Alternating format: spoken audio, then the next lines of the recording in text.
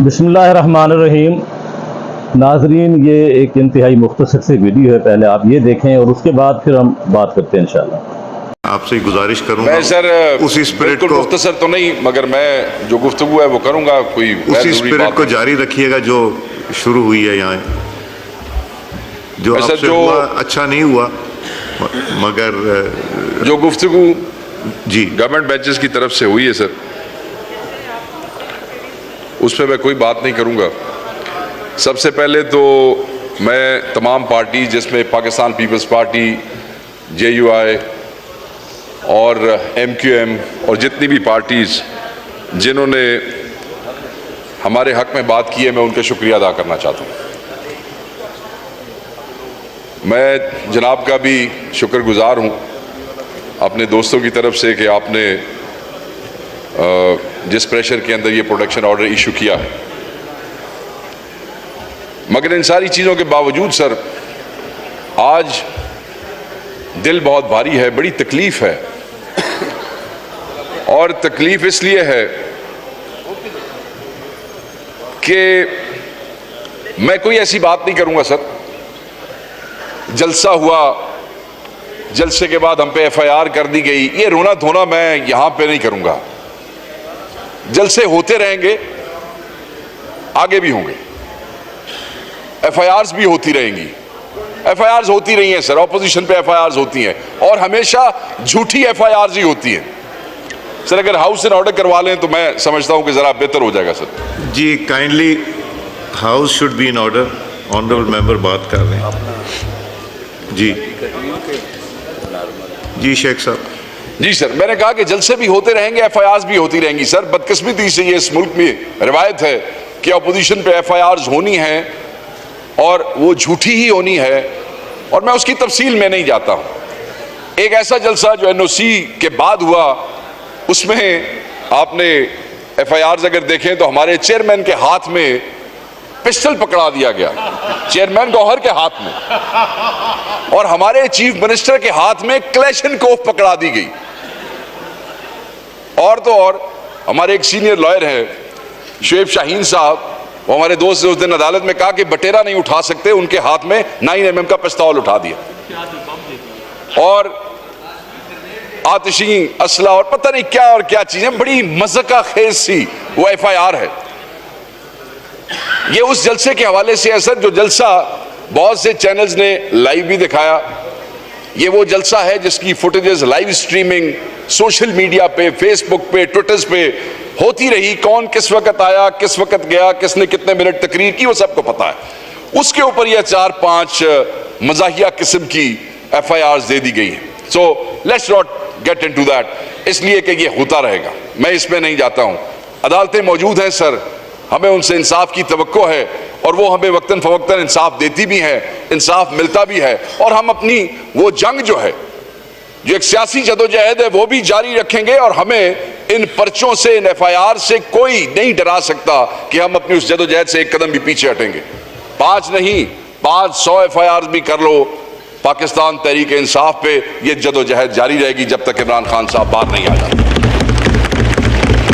Sir, आज जो तकलीफ है FIR की नहीं है, गिरफ्तारी की नहीं है।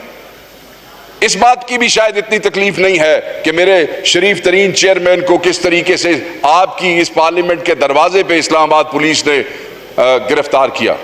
शायद इस बात की भी इतनी तकलीफ नहीं है कि किस तरह मेरे भाई शेर अफजल को इस पार्लियामेंट के गेट पे बदतमीजी, बेहूदगी के साथ, बेगैरती का मुजाहरा करते हुए कि MNA को इतने MNAs के सामने किस तरीके से उठाया गया, शायद मुझे उसकी भी तकलीफ ना हो। शायद मुझे मेरे इस भाई जुबैर जो हमारा MNA है वजीरिस्तान से, कितने सेंसिटिव इलाके से, जहां पे पॉलिटिकल सिस्टम में आके इलेक्शन लड़के यहां पहुंचना ये कोई आसान बात नहीं होती। उसके साथ इस्लामाबाद में क्या किया इस्लामाबाद पुलिस ने, वो वजीरिस्तान जहां नफरतों की आग जल जल के कहां तक पहुंच चुकी, उस वजीरिस्तान के MNA के साथ इस गेट पे क्या किया, शायद मुझे उसकी भी तकलीफ ना हो। मुझे इसकी भी तकलीफ नहीं कि मेरा चीफ बाहर खड़ा इस्लामाबाद पुलिस के अफसरान को यह कहता रहा कि तुम्हें किस MNA की जरूरत है, बताओ जितने एमएनए अंदर मौजूद हैं, जिसकी तुम्हें जरूरत है वो बाहर आ जाता है, लगाओ उसको हथकड़ी और यहां से ले जाओ। मुझे इसकी भी तकलीफ नहीं कि मेरे चीफ विप को बार बार कहा गया कि तुम अंदर जाओ, जब कोई बाहर आएगा हम उसको पकड़ लेंगे।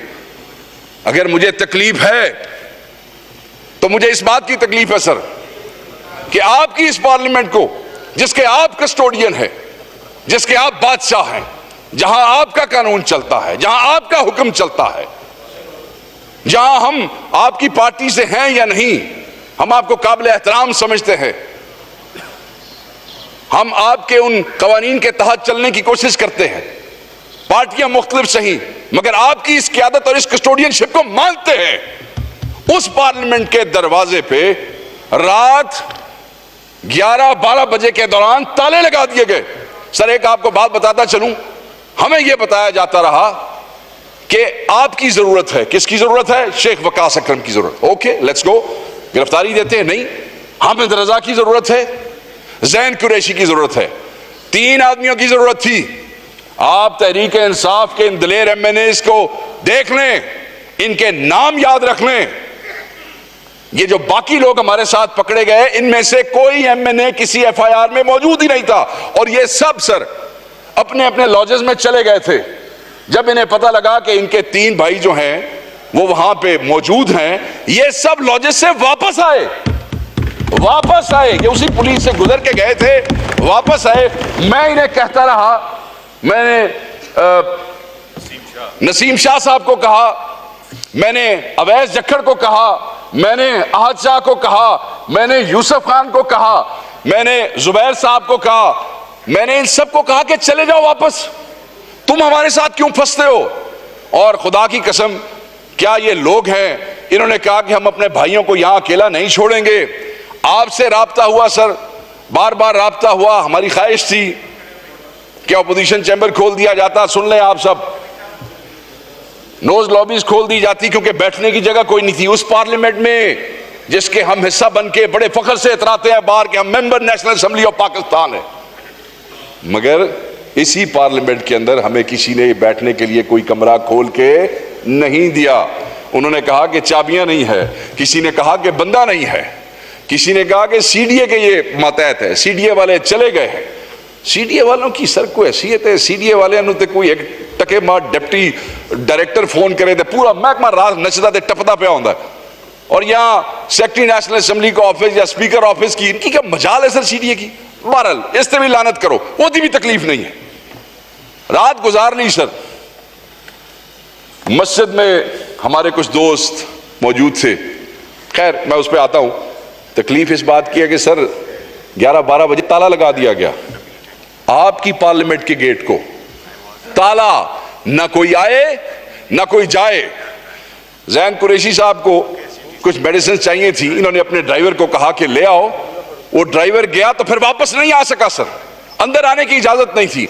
हमें कुछ दोस्तों ने कहा कि आप निकल आए, इनके इरादे ठीक नहीं है, आपके इल्म में है। पता लगा कि उस तरफ रेंजर्स की गाड़ियां खड़ी हैं और उसके ऊपर ताला लगा हुआ है।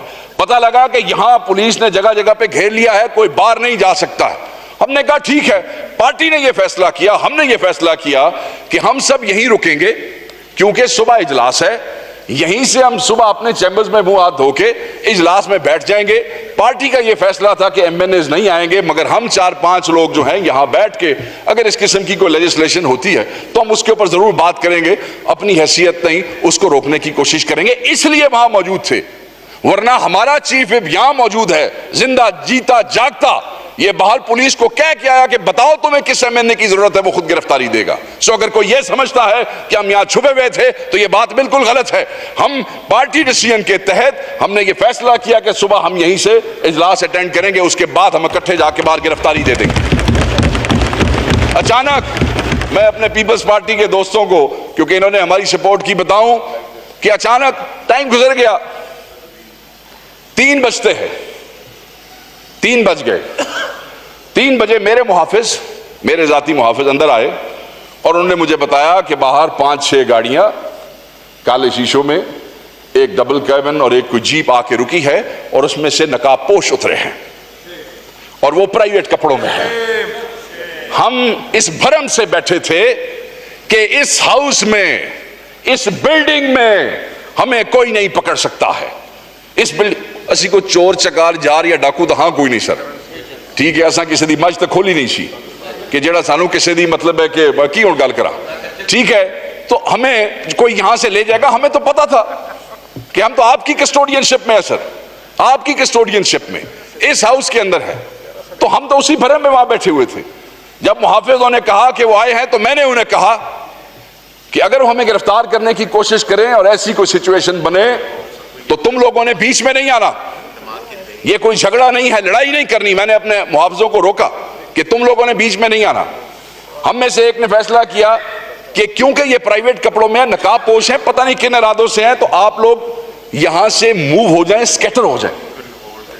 कोई फर्स्ट फ्लोर पे चला गया सर, कोई सेकंड पे, अब ये आपका ये जो फ्लोर है ये पता नहीं फोर्थ है कि थर्ड है, आई डोंट नो, ये सबसे ऊपर फोर्थ। मैं और जैन कुरैशी साहब ऐसे थे पहुंच गए थोड़े फोर्थ फ्लोर के उत्ते, कोई दूसरे थे, कोई तीसरे थे, कमरे दरवाजे लॉक थे सर। बिस्मिल्लाहिर्रहमानिर्रहीम। वॉइस ऑफ पब्लिक के साथ आपका मेज़बान असगर थे। नाज़रीन, ये पीटीआई के रहनुमा शेख वकास अकरम साहब थे, जो बड़े आसान और बड़े दिलफरेब अंदाज के साथ पिछला जो वाक़या था वो ऐवान में सुना रहे थे। और मज़ेदार बात यह है कि वो खुद भी उसमें एंजॉय कर रहे थे। सुनाने का उनका अपना एक अंदाज था, वो खुद भी बड़े मज़ेदार अंदाज था। तो इससे अंदाज़ा ये होता है कि जो लोग किसी भी अंदाज के अंदर ये इंजॉयमेंट करते हैं, हम लोग ये समझते हैं कि फलां लीडर गिरफ्तार हो गया, फलां ये हो गया, लेकिन बहरहाल ये लोग, इनके अपना एक माहौल है, अपने एक मज़े हैं। तो बहरहाल अल्लाह ताला इस मुल्क को सलामत रखे। ज़रूरत मुल्क की सालमियत की है।